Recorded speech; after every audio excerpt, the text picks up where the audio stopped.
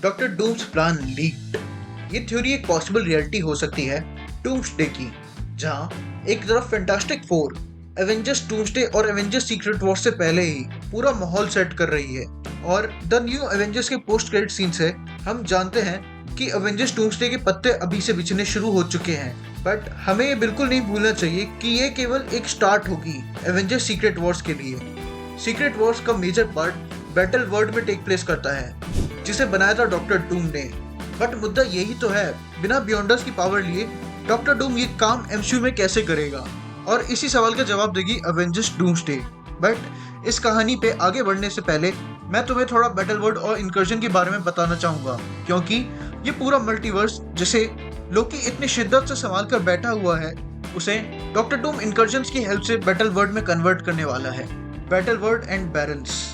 Secret Wars में doctor Doom battle world को अलग अलग दुनिया के टुकड़ों को एक साथ जोड़कर बनाता है, जिन्हें लेटर सेक्शंस का नाम दिया जाता है, और हर एक सेक्शन को गवर्न करने के लिए इसने अपने कुछ बैरन्स बिठाए थे, और वो भी काफी ओपी कैरेक्टर्स थे, जैसे Thor, sheriff strange, captain Britain, mister sinister, जो हेल्प करते थे डॉक्टर डूम को पूरे बैटल वर्ल्ड को गवर्न करने में।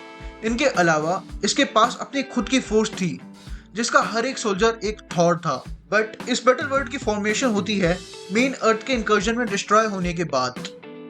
What is incursion? अगर तुम्हें इनकर्जन आसान शब्दों में बताऊं तो ये एक ऐसा कॉस्मिक इवेंट है जिसमें दो अल्टरनेट अर्थ्स आपस में आकर टकराती हैं, जिसके चलते दोनों ही अर्थ्स तबाह हो जाती हैं। ये एक इनएविटेबल प्रोसेस है जिसे किसी भी कीमत पे रोका नहीं जा सकता। एक बार इल्यूमिनाटी और कैप्टन अमेरिका ने इन्फिनिटी स्टोन्स की हेल्प से अपनी तरफ आती हुई अर्थ को पीछे धकेलकर इनकर्जन को रोकने की कोशिश की थी, जो इतनी बुरी तरह से फेल हुई थी कि इस दौरान सभी इन्फिनिटी स्टोन्स टूट गए थे, सिवाय टाइम स्टोन के, जो गायब हो गया था। बट अगर तुम अपनी अर्थ को बचाना चाहो तो तुम जाकर दूसरी अर्थ को तबाह कर सकते हो। इसके बारे में मैंने सेंटी वर्सेस डॉक्टर डूम वाली वीडियो में बात की है, तो वो भी देख लेना। बट अब मुद्दा यह है कि आखिर इनकर्जन होते ही क्यों है? Why incursion happen? इस सवाल का जवाब हमें कॉमिक्स के अलावा अर्थ 838 के रीड रिचर्ड्स ने भी मल्टीवर्स ऑफ मैडनेस में दिया था, जिसके अकॉर्डिंग अगर कोई एक इंडिविजुअल मल्टीवर्सल ट्रैवल करके ऑल्टरनेट अर्थ को विजिट करता है, तो इस दौरान वो दोनों अर्थ के बीच में एक डायरेक्ट अट्रैक्शन एस्टेब्लिश कर देता है, जो तब तक नहीं रुकता जब तक दोनों अर्थ एक दूसरे से टकराकर खत्म नहीं हो जाती। इसका एग्जाम्पल हमने सिनिस्टर स्ट्रेंज की डिस्ट्रॉयड अर्थ के रूप में देखा था। उसके अलावा Deadpool, doctor strange, Scarlet Witch और मोनिका रैम्बियो ने जो मल्टीवर्स में आतंक मचाया था, उसका हिसाब भी तो होना बाकी है। Doom's plan. देखा जाए तो डॉक्टर डूम का काम तो टीवी और लोकी ने कुछ ज्यादा ही आसान कर दिया है। अगर तुम वर्ल्ड को एक बार बैटल वर्ल्ड कंसीडर करके देखो तो टीवीए ने वो सब टेक्नोलॉजी डेवलप कर रखी है जिसकी हेल्प से डूम इजीली किसी भी अर्थ पर नजर रख सकता है और जरूरत पड़ने पर उसको डिस्ट्रॉय भी कर सकता है।